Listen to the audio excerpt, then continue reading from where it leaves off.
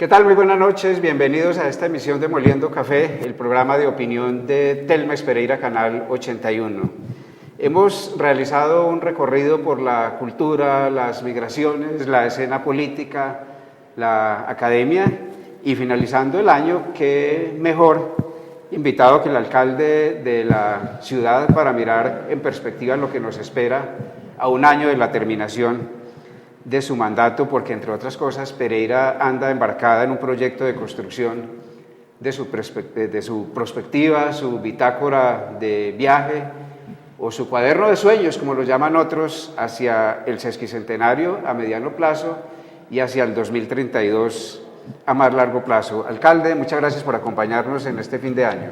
Gustavo, a todos los amigos de Telmex, a todos los televidentes, a su equipo de trabajo, muchas gracias por invitarme aquí. De verdad que de antemano quiero desearle un próspero y venturoso 2011, no solo a ustedes, sino a todos sus suscriptores de televisión.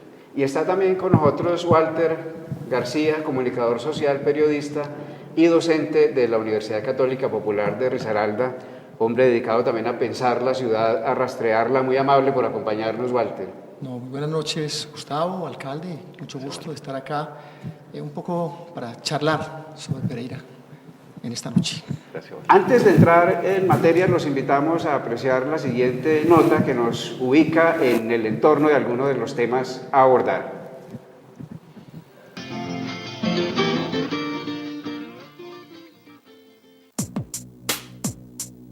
En términos de administración pública, se volvió lugar común reducir el concepto de progreso, que tiene implicaciones muy altas, al simple crecimiento urbanístico, olvidando, entre otras cosas, que en términos biológicos, el cáncer no es más que una forma desordenada de crecimiento. Por eso, somos tan proclives a medir el progreso urbano por la cantidad de puentes y avenidas entregados, por las plantas físicas de colegios y puestos de salud sin pensar en la calidad de sus servicios y por el número de conjuntos habitacionales entregados. En este último caso, en Pereira hablamos de la Ciudadela Tokio sin detenernos mucho a reflexionar sobre lo que el concepto de ciudadela implica.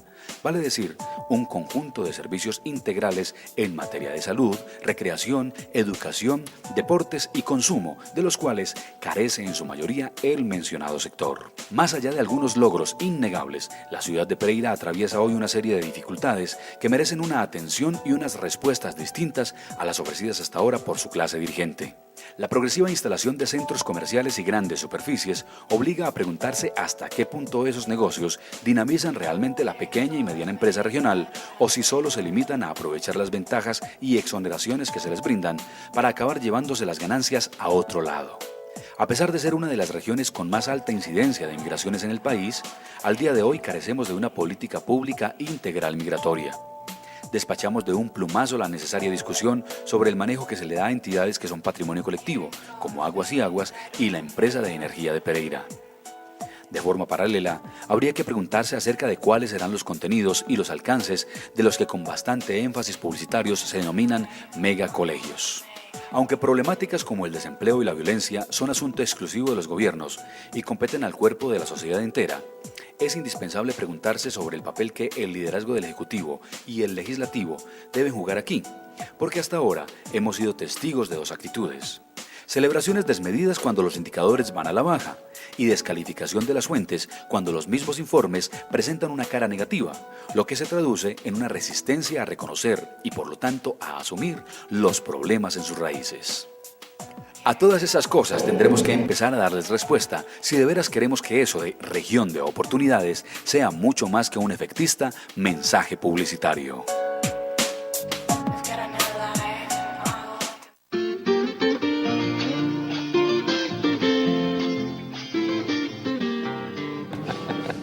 Alcalde, la ciudad anda hoy embarcada en la construcción de su prospectiva, con miras en principio a la celebración de su sesquicentenario en el 2013, más adelante en el 2023 y posteriormente hacia el 2032. Ese escenario se ha planteado fundamentalmente como una herramienta, claro, de planeación, pero también para soñar.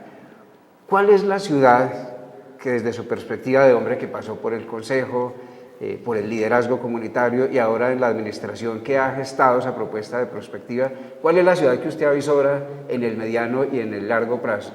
¿Cuál es la que sueña? Bueno, Gustavo, después de ver el mensaje y analizar el contenido de lo que se plantea por el programa, uno entendería que hay cierto escepticismo sobre lo que es el desarrollo de Pereira. Mire, Pereira es una ciudad, usted, Gustavo y Walter, completamente diferente a todas las ciudades del país. Pereira es una ciudad que es un polo de atracción de gente. Más del 50% de la población de Pereira no es oriunda de Pereira. La gente viene a Pereira y se queda en Pereira. Pereira no tiene ciudades cercanas que sirvan de amortiguador para que la gente se pueda quedar allí. Entonces, ¿cuál es la perspectiva que quiere la administración municipal de Pereira? Primero, proyectarla como una verdadera región de oportunidades para el desarrollo económico. ¿Cuál es el fuerte de Pereira? El comercio, indudablemente. Allí, por eso nosotros le hemos apostado a que mucha gente venga a Pereira a demandar bienes y servicios. No todos tienen que ser producidos en Pereira, pueden ser traídos de otra parte, pero que los pereiranos, que somos comerciantes desde la época de la colonización antioqueña, empecemos a generar un ingreso y vivamos de eso, como mucha gente lo vive en muchas partes del mundo. Ese es un proceso. El segundo, la perspectiva donde debe terminar, hasta dónde debe crecer la ciudad o hacia dónde debe crecer la ciudad. ¿Cuántos habitantes sería el ideal de tener Pereira? ¿Qué área de terreno viable tenemos? ¿Y cuáles son las fortalezas económicas de Pereira? Si es la metalmecánica, si obviamente el comercio, que es una que aflora indudablemente, si es el turismo.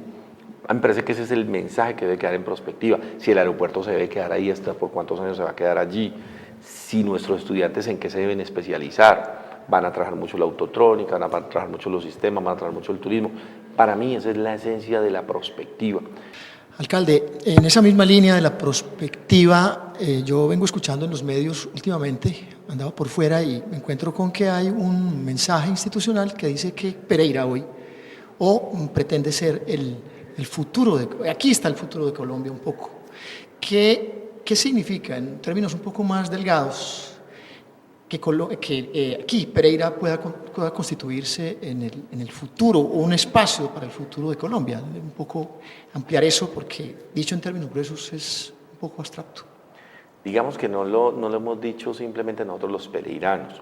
Nosotros quizás, en el fondo, quienes nacimos aquí, quisiéramos ver una Pereira no tan grande, no tan llena de ruido, de número de vehículos, de tanta gente. Pero la realidad nos demuestra que hoy ya somos la ciudad universitaria por encima de Manizales. Entonces, quienes vienen a Pereira son los que la ven así. Ejemplo, esta semana Luis Ángel, el gerente de Telemar, me decía: alcalde, necesito más diseñadores gráficos, no son suficientes los de la Universidad del Área Andina ni los de la Tecnológica, porque vamos a hacer un contrato con una firma escocesa para hacer las páginas amarillas de los directorios telefónicos de aquí desde Pereira, y hay que saber inglés, hay que saber llevar estas cosas, y estoy trayendo gente de Manizales. Entonces, quizás esas personas nos están viendo que el futuro de Colombia puede estar en una ciudad como Pereira, que si tú la ves desde Walter, desde cualquier punto de vista, tiene mucho hacia dónde crecer y tiene una particularidad. Es cercana a todo punto equidistante. Pereira tiene hoy condiciones para que todo el mundo llegue aquí, o vía terrestre o vía aérea, de una manera muy fácil. Esa es como la posición. Son más la gente de afuera los que hablan de esa posibilidad de Pereira que nosotros mismos, que a veces no sabemos hasta dónde puede llegar el potencial de nuestra ciudad. Ese sueño de prospectiva, por supuesto, es necesario, es bonito, además, pero para materializarlo hay que recorrer un camino. Alguien dijo por ahí que un pesimista o un escéptico es un optimista muy bien informado. Una de las claves que han ido apareciendo a lo largo de todo este cuento radica en el concepto de centralidad. Es imposible que hoy las ciudades y las regiones se desarrollen sin desarrollar a su vez el concepto de área metropolitana, entendida como identificar tanto las ventajas, las posibilidades, como las debilidades y las cosas malas. Uno lo que ve es un concepto de área metropolitana, pero en lo nominal. En la práctica, cada quien va por su lado defendiendo su pequeño feudo. En otros espacios hemos comentado cómo aquí se dieron cosas tan absurdas como que del lado de Pereira se prohíbe el uso del casco a los motociclistas, pero en Dos Quebradas no. Entonces, cuando la gente llegaba al viaducto se quitaban el casco como si el problema fuera el parte y no cuidar la cabeza. Eso para no hablar, por ejemplo, de los horarios nocturnos. Entonces en Pereira un horario, en Dos Quebradas otro. Entonces la gente cuando le cerraban en Pereira se iba a rumbear a Dos Quebradas. Digamos que eso es lo anecdótico, pero lo importante aquí es lo grande, lo de gran calado, y en eso todavía estamos muy atrás para interiorizar ese concepto de centralidad y de área metropolitana, y en todos los ejercicios de prospectiva se ha vuelto a mencionar el caso. Aquí hay que trabajar muy fuerte en ese sentido. Sí, indudablemente. Tú tienes toda la razón, Gustavo. Por ejemplo, en esta administración nos ha tocado un poco difícil. Trabajar de la mano de Dos Quebradas no ha sido fácil. Hay posiciones un poco más individuales. No ha sido el sueño.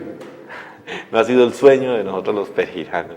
Digamos que es complicado y ese es el riesgo que se corre en toda una descentralización como la que tienen nuestras entidades territoriales.